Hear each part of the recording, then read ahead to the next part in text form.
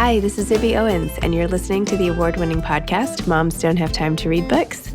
I'm also the host of Moms Don't Have Time to Lose Weight, and I'm the editor of the anthology, which you should run out and buy, called Moms Don't Have Time to, a quarantine anthology. All proceeds of that book go to COVID-19 vaccine research. And I'm the editor-in-chief of Moms Don't Have Time to Write, a new publication on Medium, and we're accepting submissions, so please send your personal essays there. And if all that isn't enough, you can follow me on Instagram at Zibby Owens, and my website is zibbyowens.com. Okay, now back to this amazing podcast. I was really excited to talk to Fredrik Backman about his book, Anxious People, which just came out in paperback. Fredrik is the #1 New York Times bestselling author of A Man Called Ove, My Grandmother Asked Me to Tell You She's Sorry, Britt Marie Was Here, Beartown, Us Against You, and now Anxious People, as well as 2 novellas and 1 work of nonfiction. His books are published in more than 40 countries. He lives in Stockholm, Sweden, with his wife and 2 children. Welcome, Fredrik. Thank you so much for coming on Moms Don't Have Time to Read Books to discuss Anxious People, your #1 New York Times bestseller, now out in paperback. Thank you. Thank you for having me. My pleasure. So when I heard about Anxious People and that it was about sort of a hostage situation and the bank and I felt like that was not representative of actually what it's about. It's about some like seriously deep issues of, society and money and suicide and family and all sorts of other things. So I feel like the hostage was like a ploy to almost, not a ploy, but a means of a vehicle to get to the real story. Did you feel like that, or did I just make that up? No, but I think all culture is like that in different ways. I think there are very few things that all the things that you like, all the things that you really get excited about when you try to tell someone about them, it's very rarely that, it's about exactly the thing that it said on the back. It's about, the elevator pitch is very rarely what draws you into something. The most of the things that you get excited about are usually, it's about this, but it's really about this and this and this and this, and the great, and people grasp on to different things, different parts of a story. And I'd written 3. If you want to divide my writing very categorically, I wrote 3 comedic novels to begin with, and then I wrote Beartown and Us Against You, which are more dramatic in its setting. And with Beartown and Us Against You, I wrote from a lot of different people's perspective, which I hadn't. I had only written comedies with 1 camera, so to speak. So this Anxious People was the first time that I employed what I learned from Beartown and Us Against You, the way of writing from a lot of different people's perspective. But I employed that in a comedic setting. I hadn't done that before. But as soon as you do that, the story starts taking a lot of different directions. There's a lot of different things going on, because it has to be, because if you're writing about 7 people, they can't all be experiencing the same story. There has to be.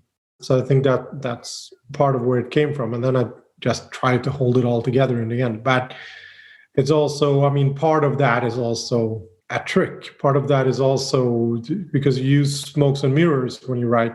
I have to, especially in this case where I tried to write a locked room mystery, and I try to distract you a little bit, I need smokes and mirrors. I need, there's something emotional going on over here, or there's something funny going on over here, and I'm using that so that you don't pay attention to where I'm placing the clues of the mystery. A little bit of everything.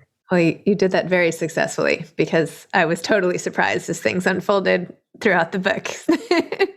And I just loved how, I just did not see any of it coming, particularly. Anyway, well done. Not that you need my praise. I know you've had heaps of it, but I just thought it was absolutely brilliant the way it all became clear at the end what was going on the whole time. It was just brilliant. I just thought it was awesome. I really loved the way you talk about parenting and the sort of stress that comes along with being a parent. I have 4 kids of my own, and I'm very well I'm very familiar with that particular brand of stress. And you had one passage towards the beginning that I was just hoping to read about parenting. You wrote, "The man looked at him calmly, almost sympathetically, and replied, 'Do you know what the worst thing about being a parent is? That you're always judged by your worst moments. You can do a million things right, but if you do one single thing wrong, you're forever that parent who was checking his phone in the park when your child was hit in the head by a swing. We don't take our eyes off them for days at a time. But then you read just one text message, and it's as if all your best moments never happen. No one goes to see a psychologist to talk about all the times they weren't hit in the head by a swing as a child. Parents are defined by their mistakes.'" So tell me a little bit about that, and if this is coming from a personal place or not. No, but it's coming from a general place. I mean, I think you could apply that to being a grown up as well. That's a big part of of growing up and becoming an adult. But in particular, as you become a parent, you start analyzing yourself and your place in the world more, because a lot of the things that you assume about yourself and a lot of the things that are important to you, all of a sudden they come into question, because, well, this is really important to me, but it doesn't, like, this particular principle of mine does not work when I have to be with my kids. Like, this can be however important I want it to be. It doesn't matter when I have kids. And all of a sudden you have to, like, sort in between your principles and decide what are the principles that are most important to me.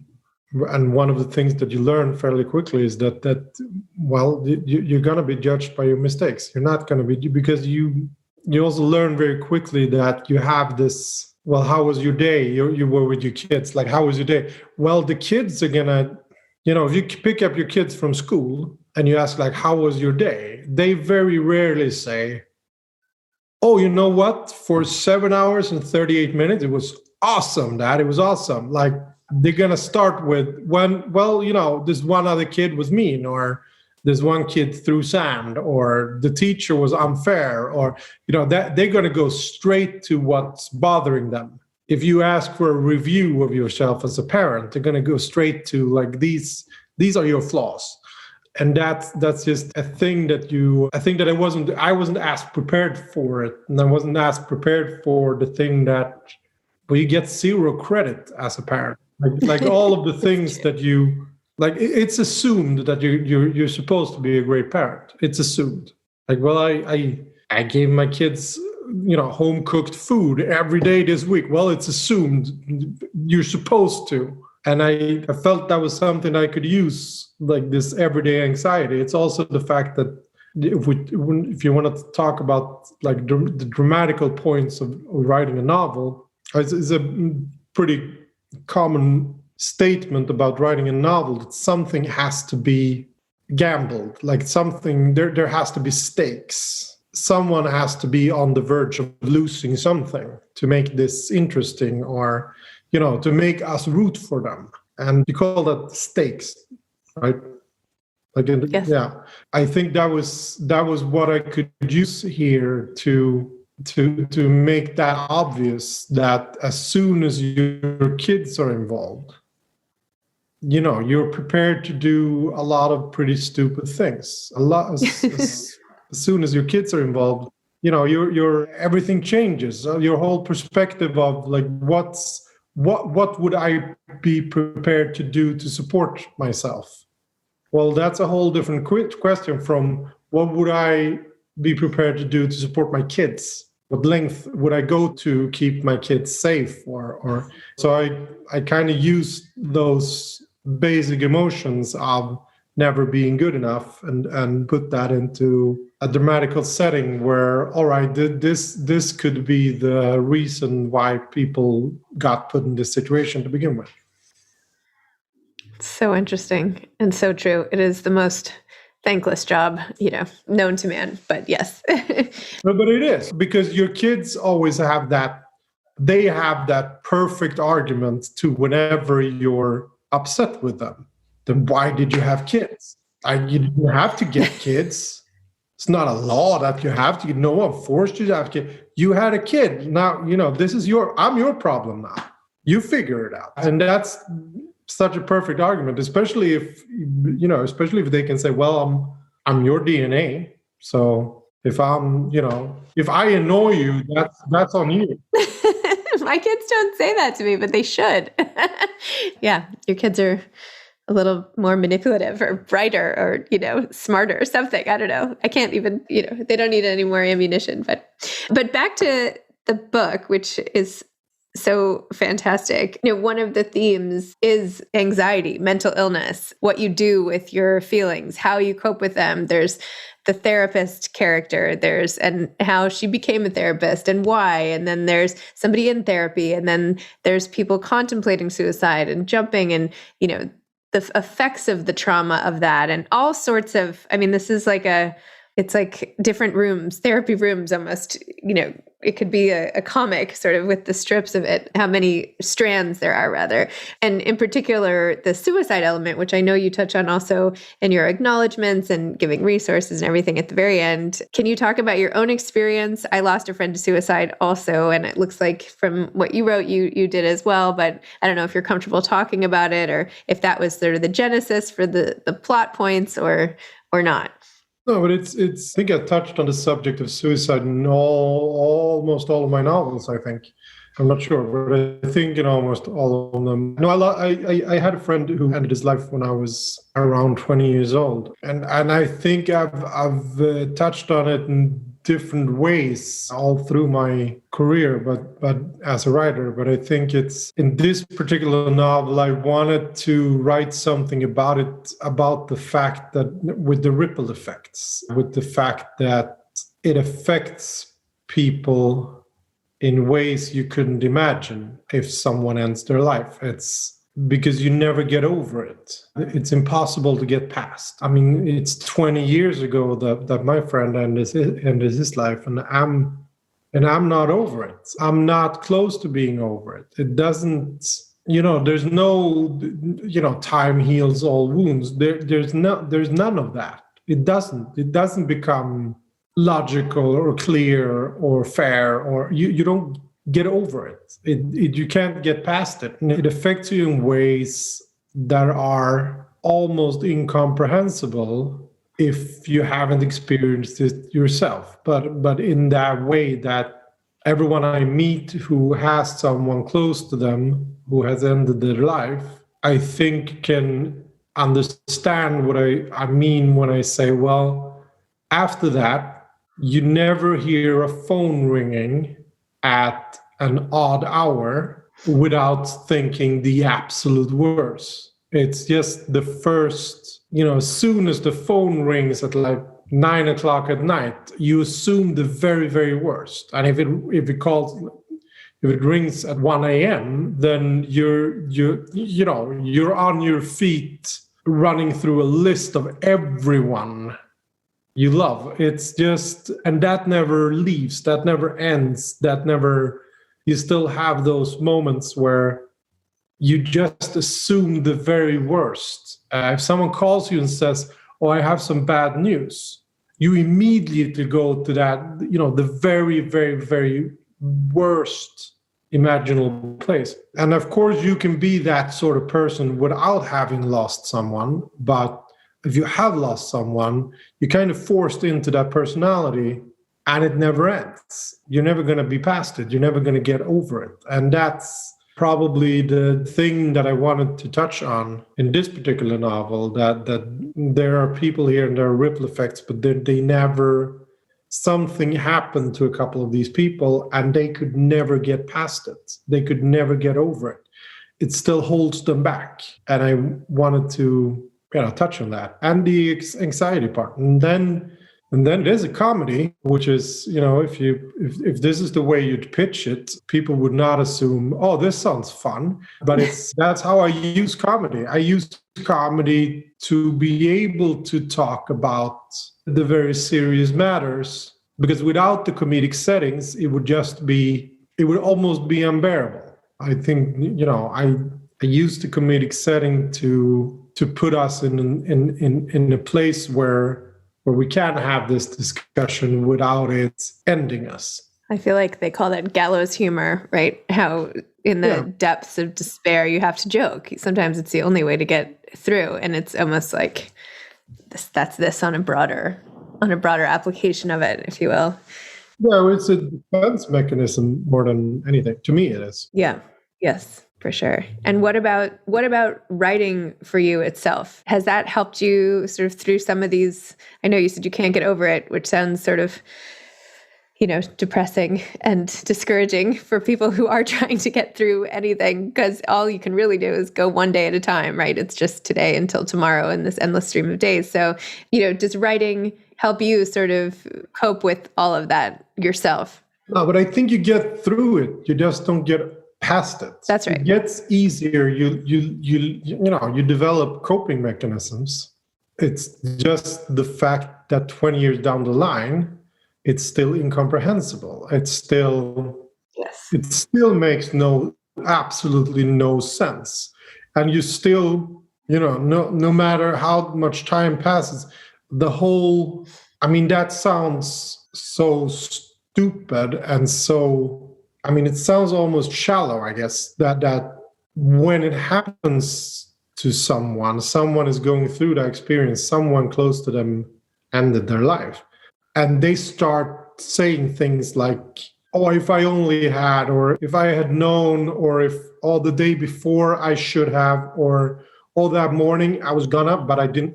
And as soon as people start that, the only thing that you can tell them is you can't do that. You cannot go down that road. And I'm only saying that because that road never ends. In 20 years, you'll be asking yourself the exact same questions. And nothing will have changed. So there's no coming to terms with it. There's no answers down the line. And that might be a strange subject to bring into something that I wrote as a comedy, but it's the only setting where I could include it. It's the only setting where I'd say, well, I can touch on this in a comedic setting because it's bearable there. But I have a very, very hard time touching on that subject in a dramatic setting because it just gets too heavy. It's just unbearable.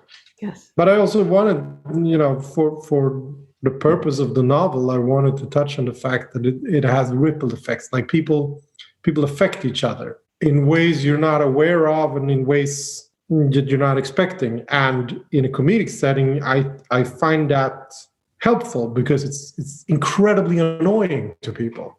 It's incredibly annoying to people that you're affected by others, that you're not this pure little mechanism in the world where you make choices and we're not masters of our own fate. It's a good motivational speech before sports, before the big game. It's a great motivational speech, but we are not masters of our own fate. We're not.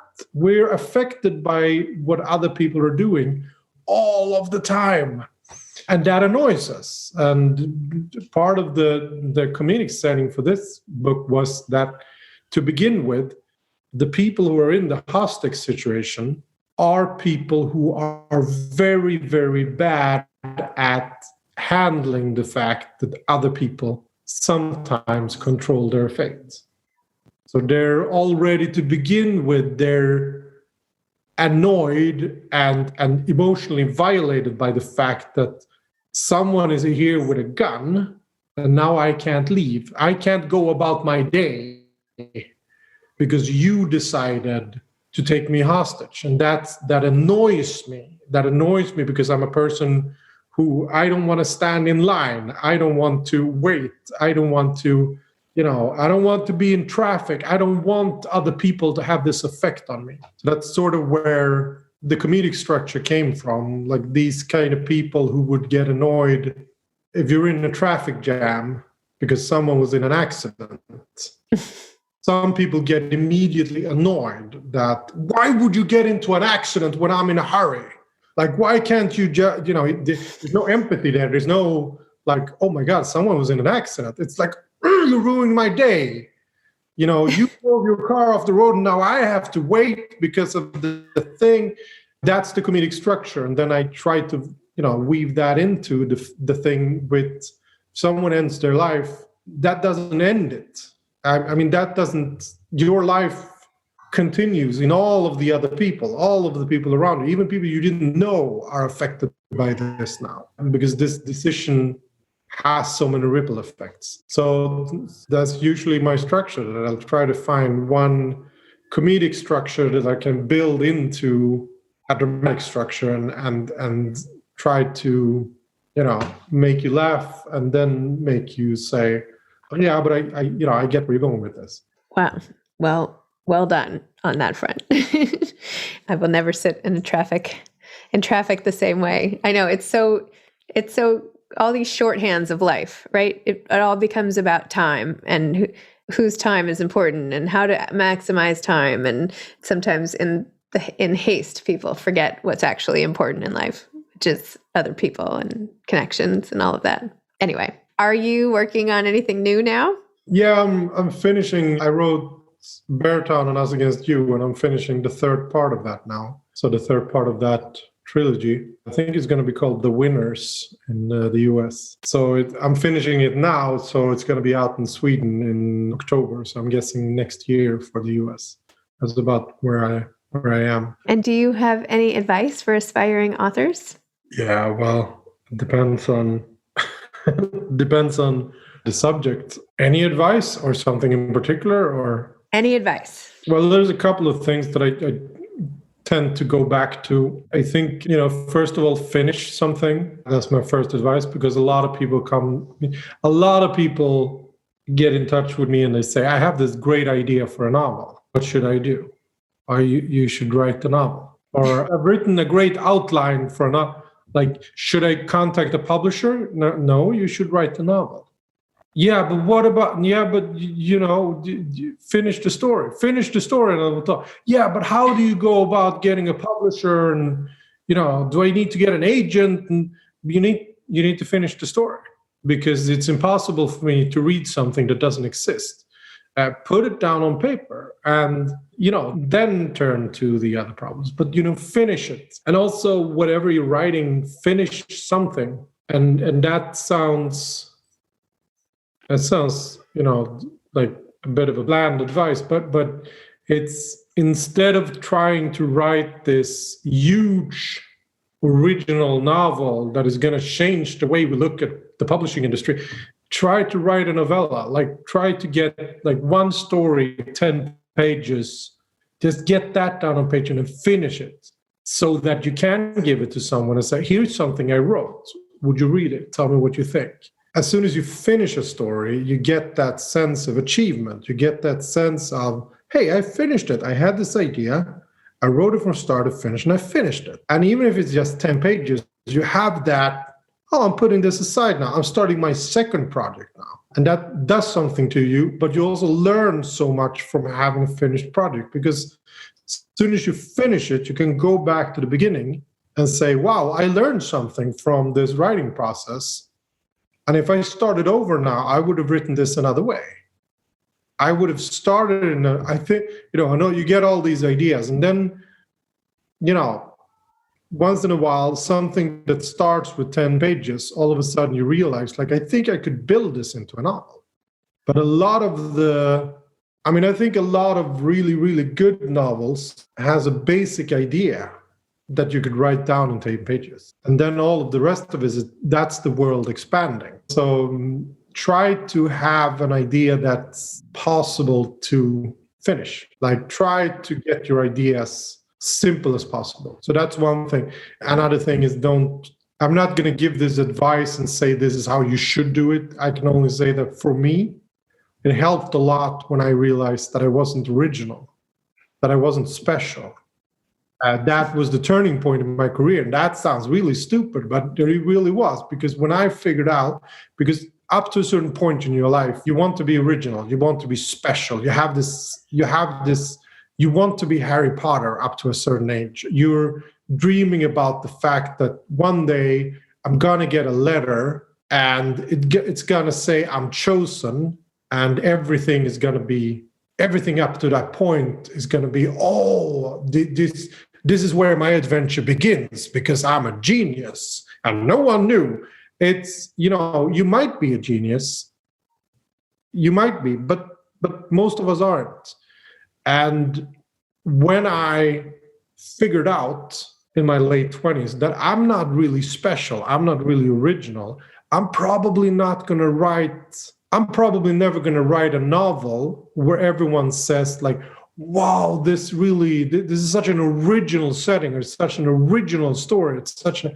Most of the things that I do are fairly conventional. They're conventional in the way I build them. There's a very classical, dramatical curve to everything I do. But you can fill it with something. You can fill it with something that's uninteresting, or you can fill it with emotions and something that makes people care. Most of the great songs that I like, they're 3 or 4 chords. But you can play 3 or 4 chords. You can play them great if you put everything into it. But not everything has to be complicated. Not everything has to be original or like mind-blowing. And when I figured that out was when I figured out the things that I like, a lot of other people like too. Like it's very rare for me to, wow, I saw this TV show and I loved it. And then I go on like IMDb and, oh, it's got 3.7. That very rarely happens. Most of the things that I like, I go on the internet and say, oh, it's got an 8.2. Because guess what? 6 million other people loved it too. It's most of the books that I love. I go online and say, yeah, you love it because it's a classic. Or you love it. You know what? It's the #1 bestseller all over the world because everyone else loves it too. I have the same kind of taste as a lot of other people do. And when I figured that out, it's very rare for me to say like, oh, I love this obscure thing that no one has ever heard of. When I figured that out, it was, well, that's good because that means I can trust my instincts. That means when I write, I never have to think, I think this is what people want. I think this is what the audience crave. I don't have to think that. The only thing I have to do is think, do I like this? Is this the emotional starting point that I want to be from? And is this doing something to me? And that was the whole turning point in my career when I figured that out, that I can trust my instincts. Because if I like this, there's probably going to be other people who likes it too. That's so funny you say that because I feel like I feel the same way. I was talking to a girlfriend of mine this morning about your book and how great it is. And then I was like, but it's not like I'm discovering something, like it's the #1 bestseller. Like I feel like ridiculous that I'm like, I loved this book, like my taste matters, but it's true. I feel like sometimes I even feel with emotions too. And I don't mean to ramble, but if I have an emotion, like if I'm really sad about something or I'm really nervous or worried in a given moment, that just means that there are so many other people out there having the same feeling that I'm having. So if I write it down, I know that if I express it, somebody else is feeling it and they'll feel better because they'll know that I felt it. So anyway, I don't write fiction, but I feel the same way about sort of that emotional authenticity in a way. Yeah, but that's the starting point. And then, I can say that and sound clever. I don't live by it. It's not, my wife has to tell me on a daily basis when I get annoyed with someone, and not on a daily basis because she doesn't have the energy to tell me on a daily basis. Most of the time she just ignores me. But once in a while, she'll turn to me and she'll say, you know what, maybe they were going through some stuff. You know what, Fredrik, maybe you're not the only one having a bad day here. Maybe they're having a bit of a day too. Yep. So maybe cut them some slack. Yes. Maybe that job isn't all that fun, Fredrik. So maybe you take a breath because you make stuff up for a living. So maybe, maybe have some patience for someone who is actually doing a job. We have that discussion a lot. And it's easy to say, but it's hard to live by. But that comes back to the fact that in the Novel Actions People, that's the thing I keep returning to, that it's so incredibly annoying that other people affect you so much, that you're dependent on other people, especially that you're dependent on strangers. Like strangers can make or break your day. That's an incredibly annoying fact. It's It's true. It's so true. Well, Fredrik, thank you. This has been so interesting, and I was so excited to talk to you. I loved your book. I'm a huge fan. I love the way you just think about the world. It's really awesome. So thank you for chatting with me today. I hope your back feels better. That's why I'm starting to move around now. Okay. Well, you made it this far. But I hope you got a little bit of what you were hoping for. I definitely did. I just wanted to get to know you better. And I hope that you feel that you shared enough that this is the real you. Yeah, I hope so. No, but thank you for having me. My pleasure. Have a good day. You too. Bye-bye. All right. Bye-bye. Bye. Thanks for listening to this episode of Moms Don't Have Time to Read Books. Don't forget to follow me on Instagram at Zibby Owens and at Moms Don't Have Time to Read Books. Also sign up for my newsletter at zibbyowens.com and sign up for my virtual book club and meet lots of authors on Zoom every other week. Thanks so much to Steve and Ryan at Texture Sound for the sound editing. And thank you to Morning Moon Productions for providing this fantastic intro and outro music.